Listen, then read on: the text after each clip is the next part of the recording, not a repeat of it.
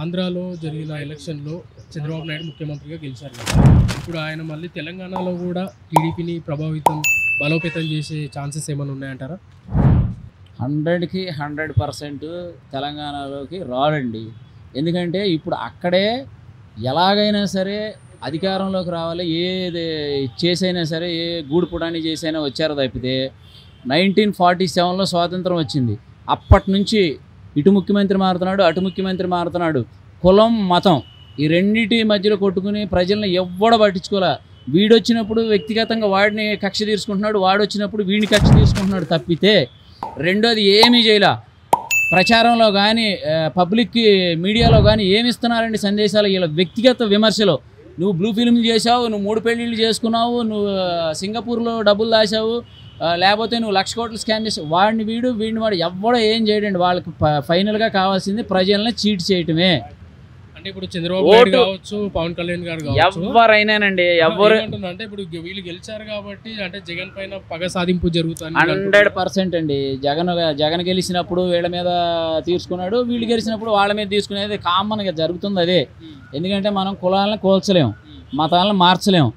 ఇప్పుడు వీళ్ళు ఈ కులాలని మతాలను అడ్డుపెట్టి శాసించే రాజకీయాల్లో ఇప్పుడు 1947 కాదు 2047 వచ్చినా ప్రజలు అడుక్కు తినాల్సిందే తప్ప ప్రజలకి వీళ్ళు ఎప్పుడు ఏమీ చేయరు. ఎప్పుడో 5 ఏళ్ళకి ఒకసారి వస్తే ఆడిచ్చే 1000-2000 తీసుకుంటున్నారు, ఆడు పోసే మందు పోతున్నారు, ఆడు చేసే ఆ నెల రోజులు బిర్యానీ తింటున్నారు. వీళ్ళు ప్రజలు ఆలోచించాలి. ఓటు అనేది చాలా విలువైంది, పవర్ఫుల్. ఎవరినైనా డిసైడ్ చేయొచ్చు.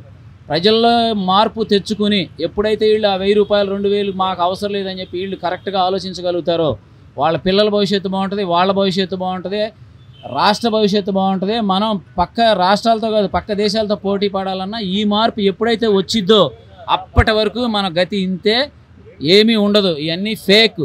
ఆంధ్రాలో చంద్రబాబు నాయుడు గారుగా సీఎం, ఇప్పుడు ఆయన ఎవరైతే శిష్యులు ఉన్నారో రేవంత్ రెడ్డి గారు తెలంగాణలో సీఎం. వీళ్ళిద్దరు గురు శిష్యులు కాబట్టి వాళ్ళిద్దరి మధ్యలో తత్సమాలు ఏం ఉండవండి. ఇవన్నీ ఏమి ఉండవు. పవర్ రాకముందు ఒక రకంగా ఉంటుంది, పవర్ వచ్చిన తర్వాత ఒక రకంగా ఉంటుంది. ఎవడ ఈగో వాడికి అడ్డొచ్చిద్ది, ఎవడ పరిధిలో ఆడే ఉంటాడు. దట్టు రేవంత్ రెడ్డి గారు అయింది కాంగ్రెస్ పార్టీలో. అంత ఈజీగా ఉండదు. ఒక పవర్లోకి వెళ్ళిన తర్వాత సీట్ని కాపాడుకోవటం. సీనియర్లు చాలామంది ఉన్నారు. ఇప్పటికే రకరకాల రూమర్స్ వినపడుతున్నాయి. సెంట్రల్ ఎలక్షన్లు అయిపోయిన తర్వాత ఈ ఇంటర్నల్ పాలిటిక్స్లో ఆ సీనియర్లు అందులో మాకు వ్యక్తిగతంగా పడతలేదు, ఈయన్ని మార్చేయాలి, వేరే వాళ్ళకన్నా ఇవ్వండి మాకు ఓకే అని చెప్పేసి ఇవన్నీ రూమర్స్ వస్తూ ఉన్నాయి. అవి ఎటు దారి తీస్తే తెలియదు. ఎవడికాడు సీటు కాపాడుకోవడం తప్పితే ఏమీ ఉండదండి. ఇక్కడ ఎవడ ఏం చేయడు. ఎక్కడ ప్రజలు అడగాల్సింది హామీలు ఇస్తాం అన్నప్పుడు ఎక్కడ తెచ్చిస్తారండి అని అడిగితే అప్పుడు తెలిసిద్ది ఒక్కొక్కడు ఏం చెప్తాడు అనేది. ఇన్ని లక్షల కోట్లు అవుతాయి పథకాలకి, ఎక్కడ తెచ్చిస్తారు అది అడగాలి కదా ప్రజలు. అది క్వశ్చన్ చేస్తే అప్పుడు చెప్తారు, ఏం చెప్తారో అప్పుడు తెలిసిద్ది. నోరుకి వచ్చింది కదా అని చెప్పి హామీలు ఇచ్చుకుంటా పోయి ఎక్కడ తెచ్చిస్తారు డబ్బులు. ఇదివరకు చంద్రబాబు నాయుడు గారు సీఎంగా చేసినప్పుడు తెలంగాణలో కావచ్చు ఎన్నో ఐటీ కంపెనీలు తీసుకొని వచ్చారు. ఇప్పుడు ఆంధ్రాలో కూడా డెవలప్ చేసి ఐటీ కంపెనీలు తీసుకొని రావచ్చు కదా. ఆంధ్రాలో ఏ కంపెనీ రాదండి. ఫస్ట్ అధికారం చంద్రబాబు నాయుడుకే ఇచ్చారు. 5 సంవత్సరాలు ఏం చేశాడండి? ఆంధ్రాలో రానీరు. ఎందుకంటే హైదరాబాద్లో కంపెనీలు రావడానికి చాలా రీజన్స్ ఉన్నాయి. ఇక్కడ అన్ని కొండలు గుట్టలు అన్ని పనికిమాలిన ల్యాండ్లు చాలా ఉన్నాయి. సో గవర్నమెంట్ ల్యాండ్స్ ఉన్నాయి కాబట్టి ఇక్కడ ఎన్నైనా ఇచ్చేయచ్చు.